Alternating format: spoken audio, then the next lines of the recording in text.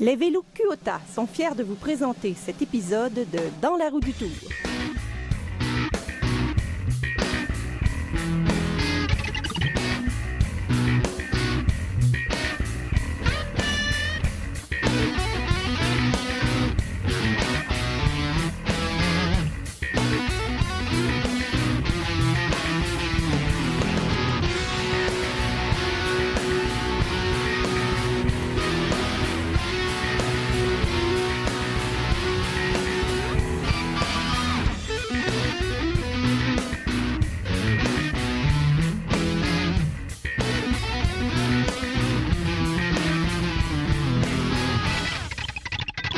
Le Beaujolais, un nom qui enflamme, qui éveille les sens, doublement chez les amateurs de vélo et de bon vin.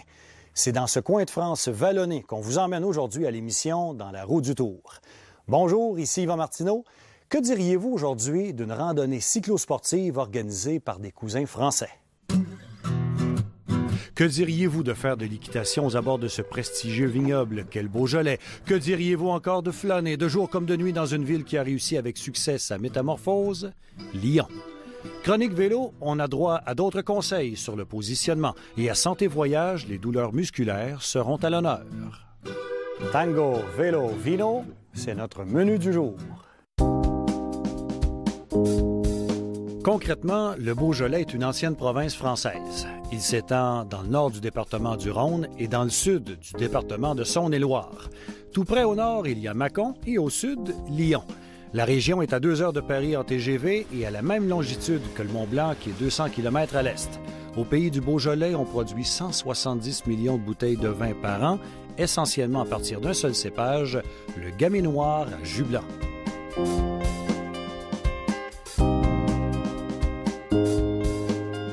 4000, c'est le nombre d'événements populaires en cyclotourisme à travers la France à chaque été. Il y en a donc à toutes les semaines et pour tous les goûts.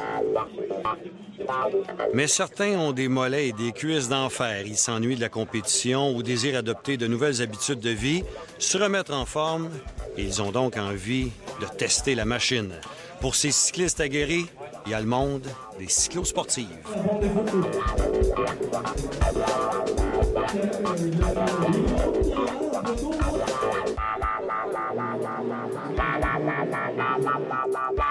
Jean-Louis, bonjour. Bonjour. Votre groupe s'appelle sportcommunication.com. Vous organisez une douzaine de cyclosportives par année, dont le Galibier. Est-ce que vous faites exprès d'organiser la plus difficile en France? Non, on ne fait pas exprès d'organiser la plus difficile en France, mais comme le Galibier a fait rêver des nombres de gens incroyables, c'est normal qu'on fasse ce type d'épreuve. Alors, vous faites aussi le Ventoux et aujourd'hui, la Beaujolaise. La Beaujolaise, c'est un parcours d'abord assez difficile, assez technique. C'est un circuit qui fait d'abord rêver parce qu'on a l'appellation Beaujolais derrière. C'est vrai qu'il y aura des ravitaillements sympathiques, mais c'est aussi beaucoup de coteaux et on fait découvrir une région dans laquelle on a des vignes, mais également des paysages de sapins parce qu'on a le Beaujolais rouge, celui des vignes et celui des sapins, c'est le Beaujolais vert. Mais est-ce qu'on va pouvoir apprécier les vignes ou elles sont là pour nous faire damner? Les deux. Je pense qu'on peut les apprécier et puis on peut se dire qu'un bon petit Beaujolais à l'arrivée, ça ne sera pas de refus. OK, parfait. Avez-vous le temps de me faire un petit massage avant de partir? Ben écoutez, avec plaisir. Merci Jean-Louis. Il y a 3 parcours aujourd'hui, 41, 120, 167 km. Je suis contemplatif de nature, mais tiens, aujourd'hui, on va essayer de pousser la machine à fond, aller tâter mes limites dans le 120 km. On part donc de Belleville, on s'en va vers Beaujeu. Pour les amateurs de cyclotourisme, il y a une voie verte, une piste cyclable entre les deux villes. Et ici, à Belleville, il y a un château médiéval à voir.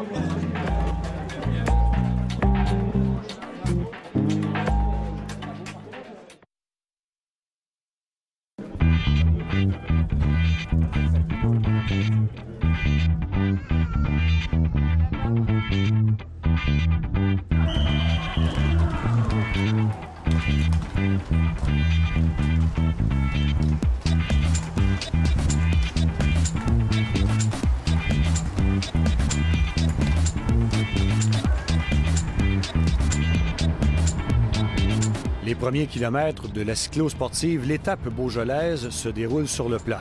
Pour ceux qui, comme moi, n'ont jamais fait de course, rouler dans un peloton aussi nombreux s'avère extrêmement stimulant, mais concentration requise à tout instant. On se dirige d'abord vers Corcelles, Lancier, Villiers-Morgon.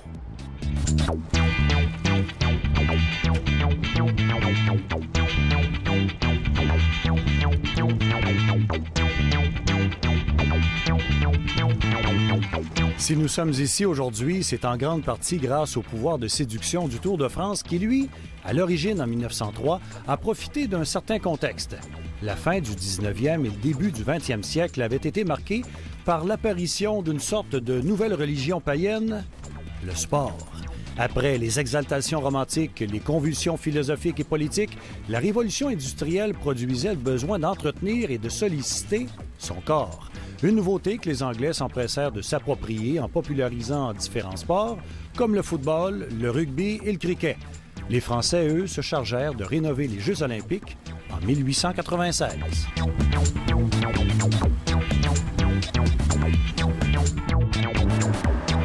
Le paradis! Durant 20 ans dans la région, à Régnier-Durette plus précisément, s'est déroulé un grand rassemblement cycliste où le commun des mortels a pu côtoyer de grands noms comme Poulidor, Hinault, Merckx, Kelly et bien d'autres.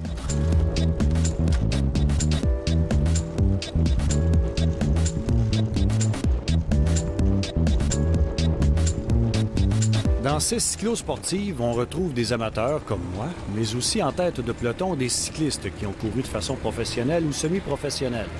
Les chronos, on le constatera sûrement à la fin, sont assez impressionnants.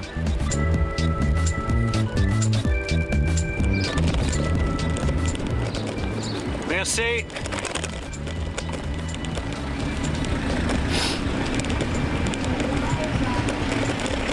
Tu vois, parfois c'est difficile de suivre le rythme des autres. Le vélo, même quand on s'essouffle, même quand on va vite, ça permet de découvrir la France au rythme de l'escargot.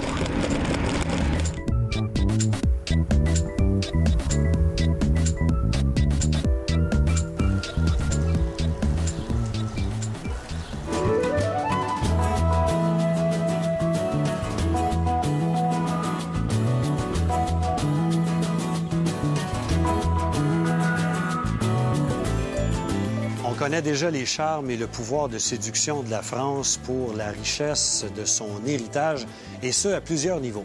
Alors, imaginez le vieux lion qu'on coiffe de deux nobles titres.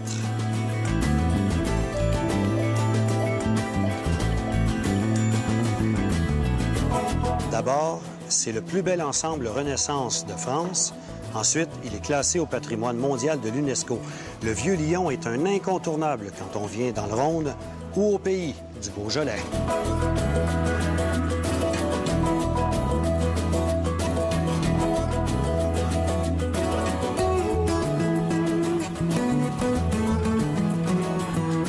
Nicolas, bien des gens savent que Lyon a reçu cette distinction de l'UNESCO, mais je pense pas que c'est tout le monde qui sait. Pourquoi? Ben, en fait, on a une situation de cette ville de Lyon qui est assez unique en Europe, je pense. C'est-à-dire qu'on voit clairement l'histoire de la ville qui se développe quartier par quartier dans l'ordre. C'est-à-dire qu'on a la colline de Fourvière avec l'ancienne ville romaine, dont il nous reste quelques ruines. On va avoir le quartier du Moyen-Âge et de la Renaissance qui est juste au pied de cette colline, donc le quartier Moyen-Âge-Renaissance du Vieux-Lyon. Et quand on traverse la Saône et qu'on atteint la Presqu'île, on a un quartier 17e, 18e siècle, un quartier époque baroque, classique. Et puis enfin, dans l'ensemble de l'UNESCO, on va avoir les pentes de la colline de Croix-Rousse, qui ont été occupées au 19e siècle par les ouvriers en soie qui travaillaient sur les métiers jacquards. Ici, on est à la basilique. Pourquoi venir à la basilique? Déjà pour le point de vue. Il faut effectivement, c'est un des meilleurs points de vue qu'on puisse avoir sur la ville. On voit toute la ville se développer. Et puis ensuite, on a une très intéressante basilique de la fin du 19e siècle.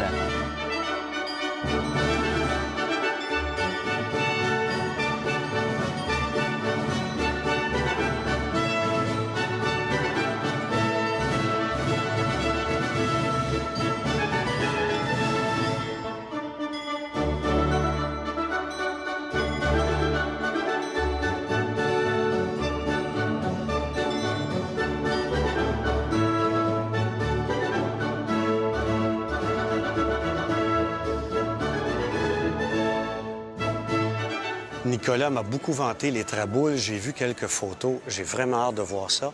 Là, il faut expliquer qu'il y en a certaines des traboules, ce sont des résidences privées. Donc, on y a accès seulement avec des guides. Voilà, exactement. C'est-à-dire qu'il y a des traboules qui sont publiques et elles sont accessibles à tout le monde. La ville paye l'entretien et l'éclairage et donc la traboule est laissée ouverte. Par contre, certaines autres sont privées et voilà, il faut avoir effectivement un peu le sésame pour les découvrir.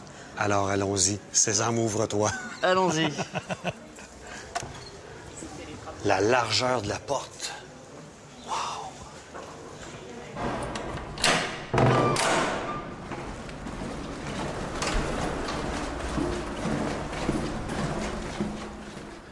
Donc, les traboules, ce sont des passages parce qu'à l'époque, il n'y avait pas de rue transversale. Exactement, c'est-à-dire que toutes les villes au Moyen-Âge sont ainsi. Lyon ne fait pas exception. Vous avez des rues qui sont des maisons tellement accolées les unes aux autres qu'on a simplement des passages qui se faufilent entre. Et alors que ça a disparu partout ailleurs, ça s'est maintenu à Lyon, c'est resté une tradition. Jusqu'à quelle période? Jusqu'au 19e siècle et même au 20e siècle, puisque à Lyon, jusque dans l'entre-deux-guerres, on avait quand on faisait une maison à Lyon, on faisait un passage qui traboule à l'intérieur.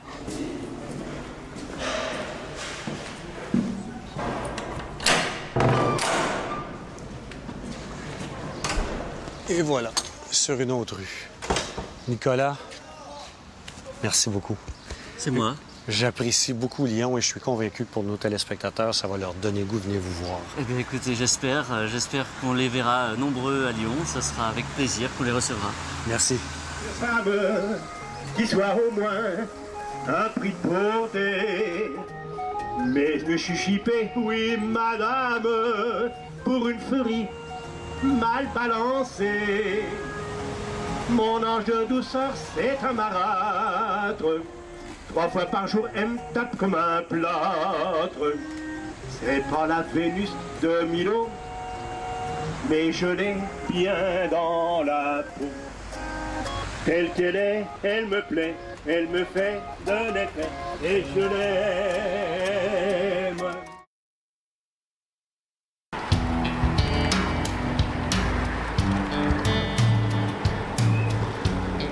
La cyclo-sportive, l'étape beaujolaise se poursuit à bon rythme.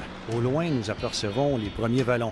Les dénivelés ici ne sont pas ceux des Alpes, mais nous passerons tout de même par de nombreuses bosses pour grimper éventuellement jusqu'à 762 mètres d'altitude.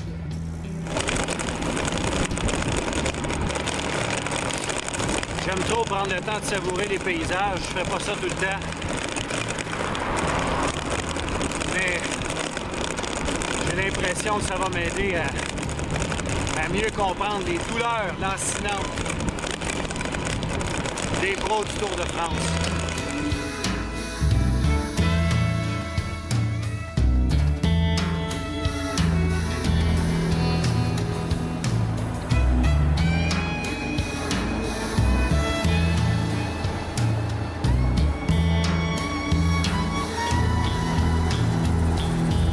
Dans ce peloton, qu'est-ce que j'aperçois devant moi à un certain moment?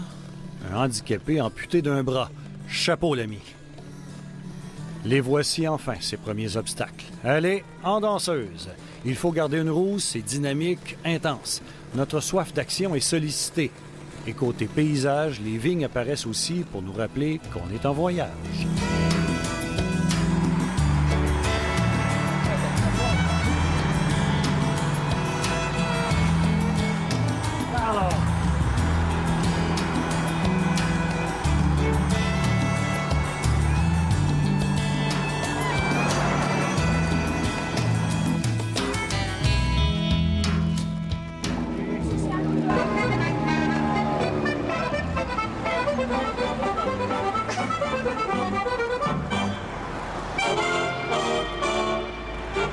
La première halte est devant nous.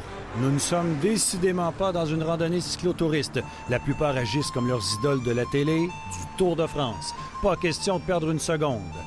Le band, ne serait-ce que pour quelques secondes et le plaisir de Louis, vient nous charmer. On est vite reparti. On doit d'abord traverser le village et ses rues étroites. Ce sera l'un des attraits de la journée d'ailleurs, les nombreuses communes. Et nous revoici sur les routes bucoliques du pays Beaujolais.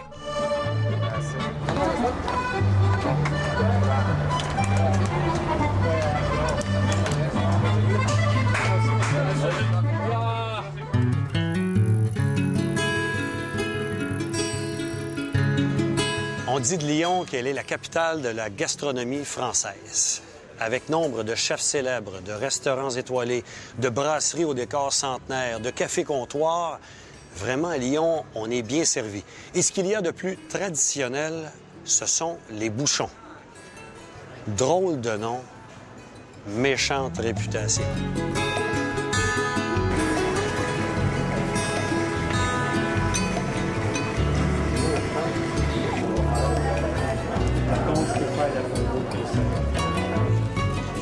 Isabelle, bonjour. Bonjour. C'est quoi les bouchons?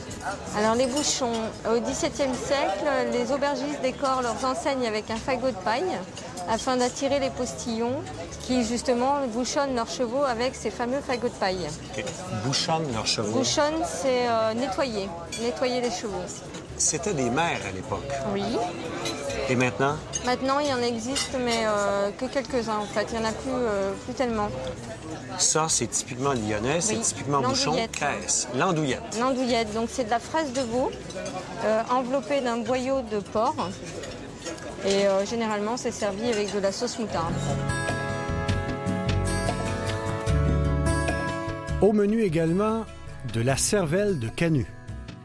Alors, à l'origine, on faisait ça, donc c'était la cuisine des canuts, c'est-à-dire des ouvriers en soie, qui étaient très économes, qui n'avaient pas énormément de sous. Donc, ils économisaient, en fait, à l'origine, ils pilaient leur fond de croûte de fromage avec du lait et ils mettaient effectivement les épices, les échalotes, etc., pour couvrir un peu le goût, pour donner un goût un peu plus agréable. C'est donc au nord de Lyon que s'étend le pays Beaujolais. Inutile de préciser que les bouchons lyonnais devraient constituer la récompense pour les efforts déployés lors d'une cyclosportive et non pas la collation d'avant-course. En passant, que dites-vous de ce passage avec le virage en épingle? Joli, n'est-ce pas? Vive la France à vélo!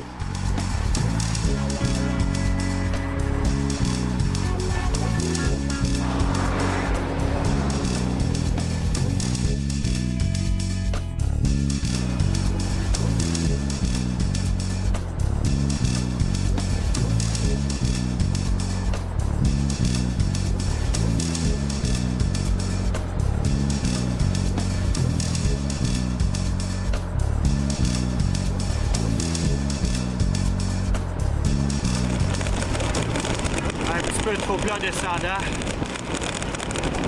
Ça fait du bien. On mouline les jambes pour pas que ce soit trop ankylosé quand on va remonter.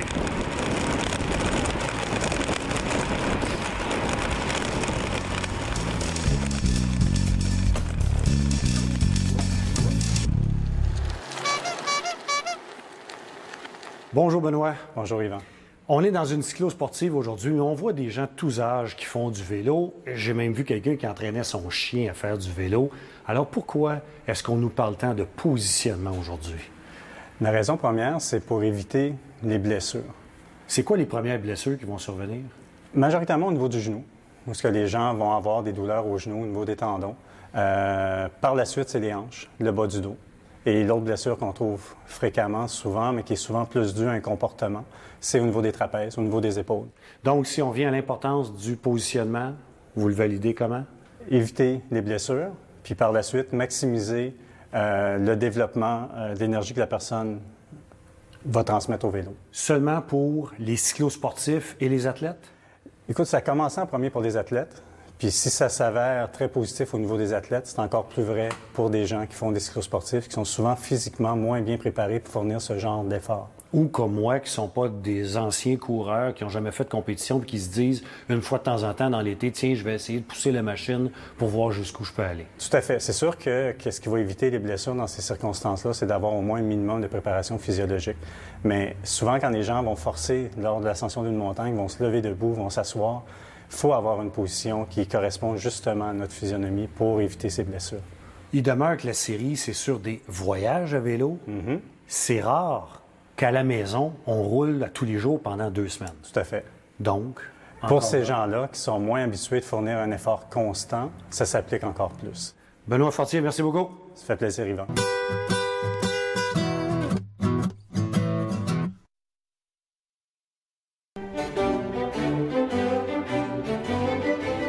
Vous adorez le vélo, mais vous vous dites, après quelques jours, bon, je devrais peut-être être sage et m'accorder une journée de répit. Alors, pourquoi ne pas profiter d'une activité plein air, en nature, avec 2 éléments qui exercent un réel pouvoir de séduction, le cheval et le vignoble beaujolais.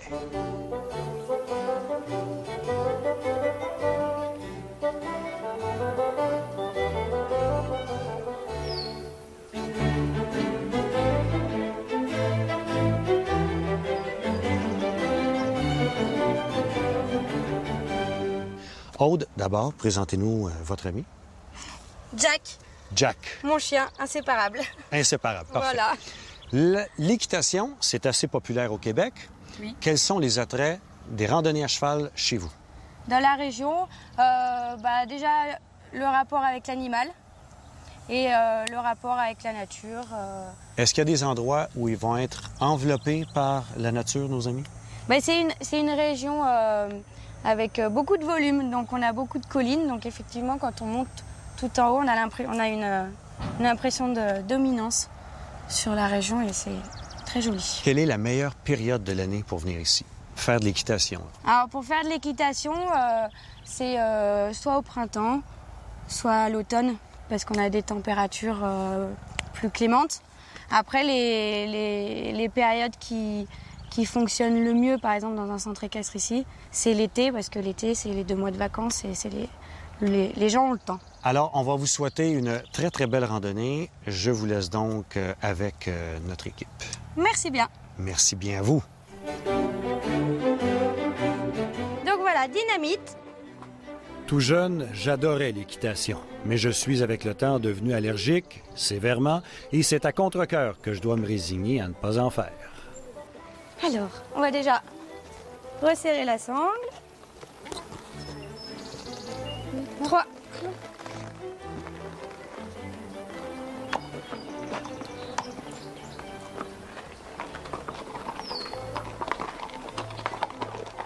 Trois filles poney, 3 filles cavaliers. On part entre filles, quoi. Donc on va se mettre bien au milieu du chemin, pour pas passer trop près des vignes. On peut se pencher un petit peu en avant, comme ça. Voilà, pour soulager le dos. Ça va l'aider un petit peu, il aura plus de facilité. On est prête? Allez, c'est parti. Donc on va passer devant une petite cabane. Alors, qui est maintenant une ruine, mais qui servait à l'époque aux vignerons pour ranger leur matériel. Donc tout ce qui était herse, tout ça. Tout ce qui est maintenant remplacé par les tracteurs. Voilà. Et avant, on pouvait aller se promener dans les bois. Mais ils ont fait beaucoup de séparation de chemin. Les bois de la Flachère, avec au sommet le château, qu'on voit pas très bien parce qu'on est un petit peu en contre-jour.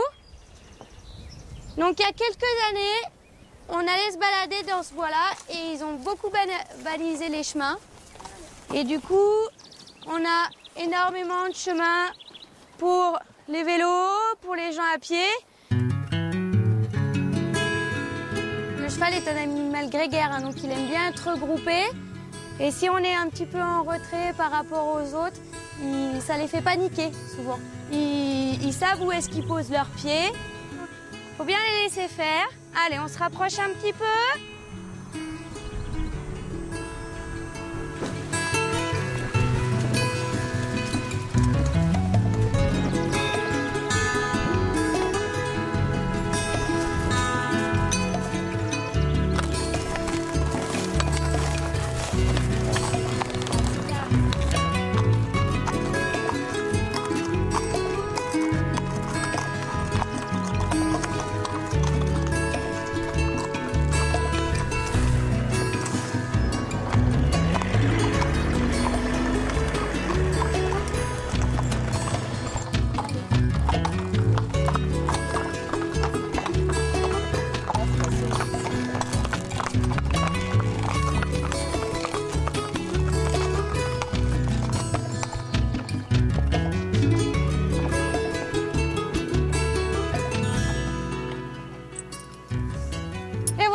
tout le monde est rentré pour la nuit. Repos bien mérité. Hein? Ouais, c'est parti. Allez.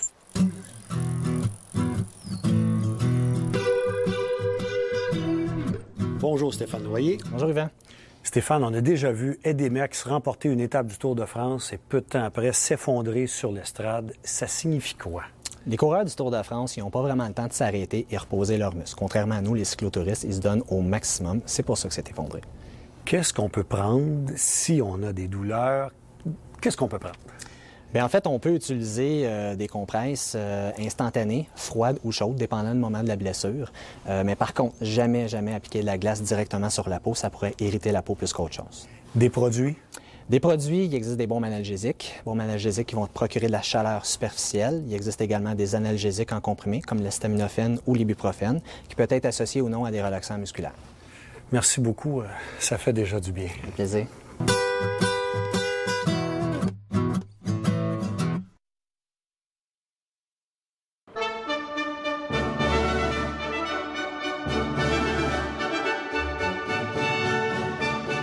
Évidemment qu'il y a maintes façons de bien humer le département du Rhône et le Beaujolais à vélo. En voici deux, le contact direct avec nos cousins viticulteurs en nature et la ville, la nuit.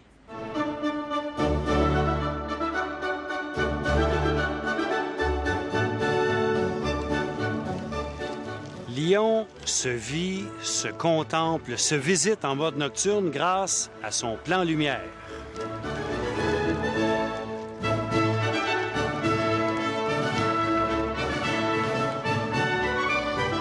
À Lyon, éclairer sans compter n'est plus acceptable. L'écologie de la lumière et le développement durable ont fait l'objet d'une véritable réflexion.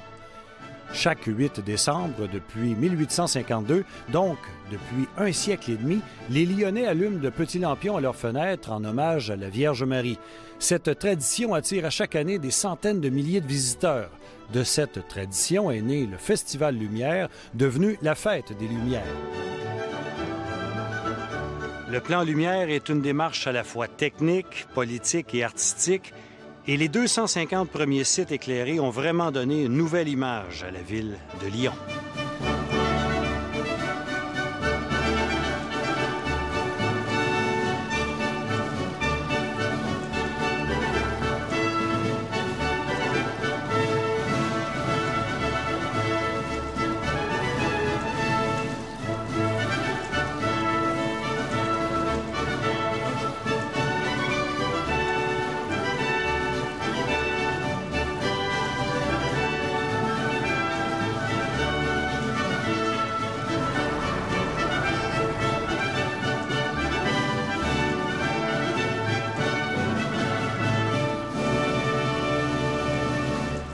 Deuxième ou énième façon de bien sentir la grande région de Lyon et le pays du Beaujolais, rencontrer ou même loger chez le viticulteur.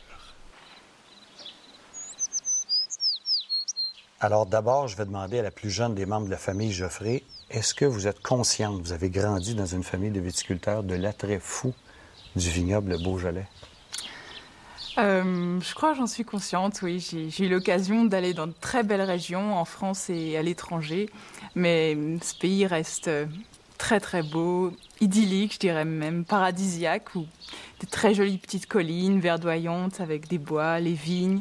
Et je vous conseille surtout au printemps. Est-ce que les cyclistes prennent le temps de s'arrêter? Oui, on a des cyclistes qui viennent, qui s'arrêtent, qui regardent la cave, qui boivent un verre, pas trop, pour garder leur force, et qui vont revenir le soir en voiture ou le lendemain pour faire provision de quelques bouteilles. Nous avons une cave assez ancienne, oui, qui date de 1383, qui atteste déjà qu'il y avait un côté viticole, une partie viticole dans la région, avec une vigne et cette petite cave, c'est un petit cellier assez modeste. Mais il y a toujours la date de 1383 sur la pierre, sur le linteau de pierre. Et sans doute, c'était pour des besoins religieux à l'époque, enfin au moins, c'en était le prétexte. On peut même dire qu'on est dans un lieu historique. Historique dans le sens où beaucoup de personnes, de personnalités sont venues. Notamment Colette qui est venue voir les vendanges, pas les faire, mais voir les vendanges en 1947 et écrire dans le fanal bleu le ressenti qu'elle a eu en voyant ces 40 vendangeurs à la fois dans les vignes et venir manger ici. D'autre part, l'année suivante, en 1948, il y a eu l'Académie Rabelais qui a été créée ici. L'Académie Rabelais est un groupe de journalistes de l'époque, du Figaro, du Canard enchaîné et d'autres journaux, notamment parisiens, mais aussi des Lyonnais, qui ont souhaité un peu se réunir pour parler de choses moins sérieuses que dans leurs journaux autour d'un verre de Côte de Brouilly. Pour les cyclotouristes, évidemment, il y a les hôtels, il y a les villages, mais pour un contact plus chaleureux, vous proposez maintenant un gîte. Oui, effectivement, nous proposons un gîte avec 2 possibilités. Un gîte important de à peu près 24 couchages avec la possibilité de se faire un repas. Il y a aussi un piano, une cheminée où on peut passer une belle soirée. Et également attenant un petit gîte pour un couple, un amoureux éventuellement, pour profiter du calme des soirées beaujolaises avec le bruit des grenouilles. C'est à peu près tout ce qui dérange le sommeil.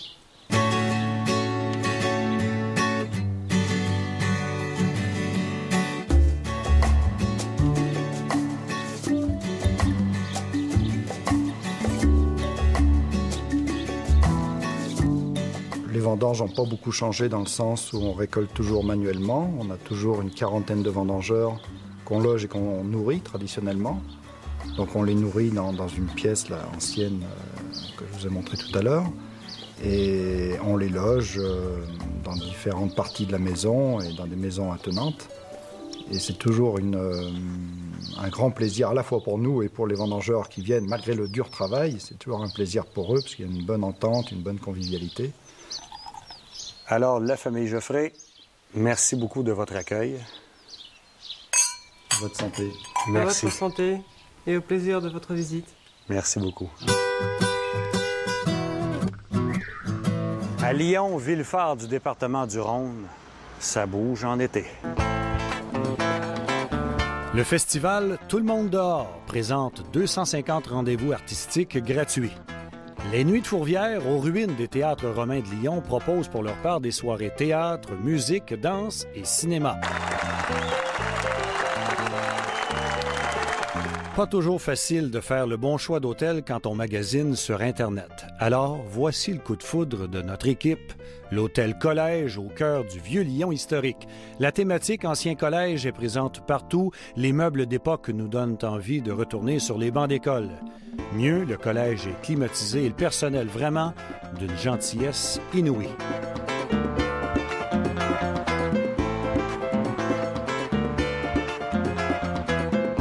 Qu'est-ce que le Beaujolais des Pierres Dorées? C'est un secteur souvent surnommé la Petite Toscane. On y retrouve de très nombreux villages perchés. On peut parcourir le Beaujolais des Pierres Dorées à pied, à cheval, sur 2 ou 4 roues.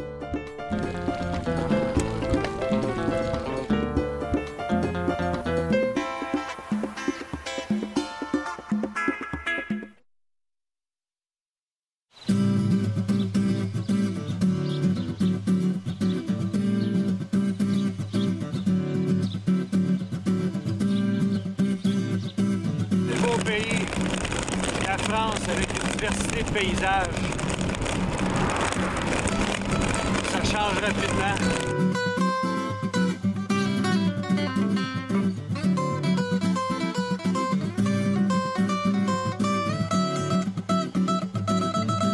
De retour à la cyclosportive, l'étape beaujolaise. Nous avons franchi de petits cols tout doux, comme celui de Brouilly, de la Croix-Montmain, la Croix-Rosier, la Croix-Marchand, de Champ-Juin.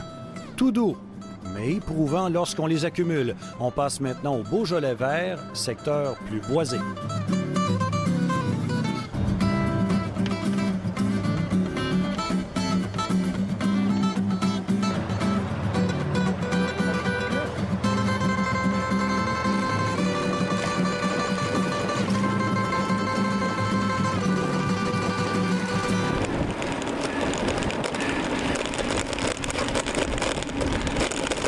Les jambes brûlent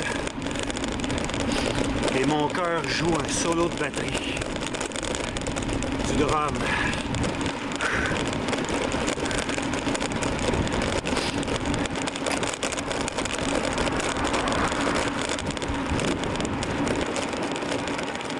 Et à la deuxième halte, là aussi, comme des enfants qui imitent les grands du Tour de France, on est pressé, on ne veut pas s'arrêter, respirer, briser son rythme. Les villages de Monsol et Avenat, on prendra le temps de mieux les observer une prochaine fois. Bonne excuse pour revenir. Un petit coup, vite fait, parce que c'est toi. Hein? Ouais, allez. Allez. Allez. Allez, oh mon Dieu. Feu, mon Dieu. Allez, allez.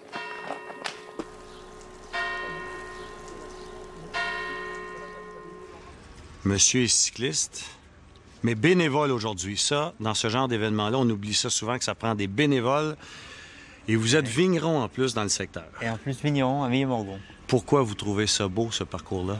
Eh bien, c'est un parcours qui fait découvrir toute la région beaujolaise, du Beaujolais rouge et le Beaujolais vert, puisqu'on passera dans certains crus du Beaujolais, plus le Beaujolais vert en allant du côté de Monsol, Col de Cry. Donc c'est une super région pour au niveau accueil, au niveau tourisme et puis au niveau du vin. Donc il faut faire quand même découvrir le Beaujolais et découvrir que le Beaujolais, c'est pas que le Beaujolais primeur, c'est aussi une région et des vignerons et des gens, des cyclistes. Puis c'est un paradis pour les cyclistes parce que c'est tout un petit col sympathique. Ah, ça veut dire que c'est facile donc. Vélo, une cyclo-sportive. C'est l'enchaînement des cols qui fait que ça augmente la difficulté. Autrement, c'est pas hyper dur, mais c'est quand même des circuits exigeants qui peuvent être exigeants du fait de la répétition des bosses et ça dépend de la cadence qu'on roule. Okay, regardez mon physique là. Ouais. Les mollets, le cou, tout. Un bon physique pour vers l'école du Beaujolais. Alors ça veut dire que je termine combien ça? Ah ben dans les 80 premiers. Merci, vous êtes mon ami. Mais je ne dirai pas que j'ai fini 800e.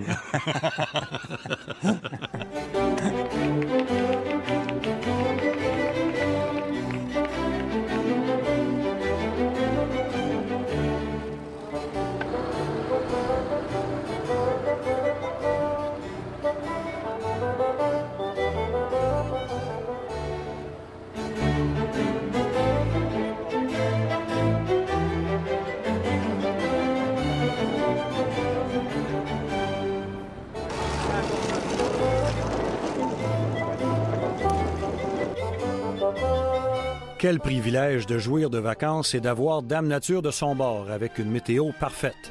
Ajouté au décor et à la qualité de l'organisation impeccablement rodée, nous avons là une journée enivrante. Le pays du Beaujolais offre vraiment des paysages variés, les villages sont fleuris. Merci la vie.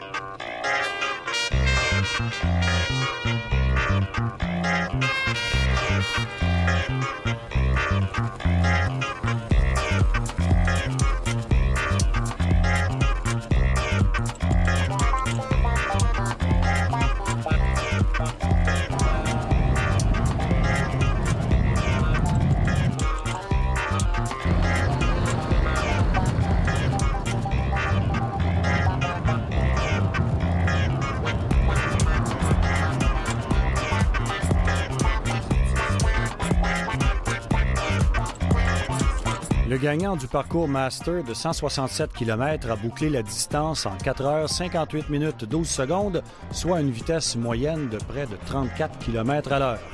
La meilleure dame n'est arrivée que 11 minutes plus tard. Le plus âgé des participants avait 70 ans. Pardon? Quoi? Ah, mon chrono! Désolé, j'ai une perte de mémoire. Le bon vin d'après-course, peut-être. Je me contenterai de vous dire que j'ai été largué à mi-parcours. J'ai terminé avec un jeune Irlandais, l'un des nombreux étrangers qui s'étaient déplacés pour la cyclosportive, l'étape Beaujolaise. C'est parfois difficile de rester accroché. Mais si tu décroches, là, c'est le calvaire. C'est le peloton ici? Peloton de tête? C'est un peloton, il y en a d'autres devant encore. Parlant du Tour de France, la toute première étape du tout premier tour en 1903 est passée dans la région. Elle allait de Paris à Lyon, soit une distance de 467 km. Et le gagnant signait un chrono de 27 km/h de moyenne. Stupéfiant. Peu de nous pourraient en faire autant 100 ans plus tard avec nos bijoux à 7, 8, 10 000 $. Grâce à cette nouvelle compétition qui surprend par ses distances immenses, la France du Tour n'est plus la France des terroirs isolés. Et un centenaire plus tard, partout à travers le monde, on continue de se laisser séduire par cet événement carte postale. Dans l'histoire plus récente du Tour, Laurent Fignon a remporté un contre-la-montre à Villefranche-sur-Saône en 1984. Lance Armstrong a triomphé à Mâcon en 2002 et il y a eu une arrivée d'étape à Lyon lors du Tour du Centenaire en 2003.